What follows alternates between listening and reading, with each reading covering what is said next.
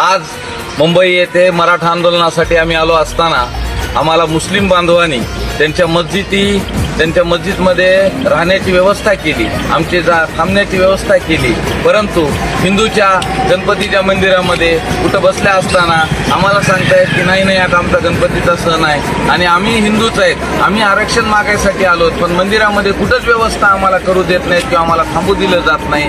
म्हणजे आम्हाला असं वाटतंय की खरंच हिंदू खतरे मी आहे आणि मुस्लिम समाजाचे माणसं समोर येऊन मस्जिदीमध्ये जागा देऊन आम्हाला सहकार्य करतात. त्याबद्दल मुस्लिम समाजाचे खूप खूप आभार. पण कुठंतरी मनात शंका वाटते की आपलेच माणसं हिंदूला खाली घालण्याचं काम करत आहेत.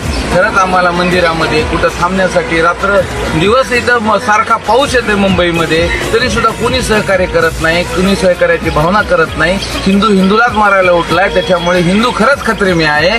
आज मराठा समाजाला असं वाटतंय की बाबा आम्ही हिंदू नाही आहेत का, आम्ही पण हिंदूच आहेत की, मग आम्हाला कुठंतरी मंदिरात आज पाऊस येते म्हणून आम्हाला कुठंतरी राहण्यासाठी तरी किमान जागा द्यावी अशी विनंती मी या माध्यमातून सर्वांना करतो.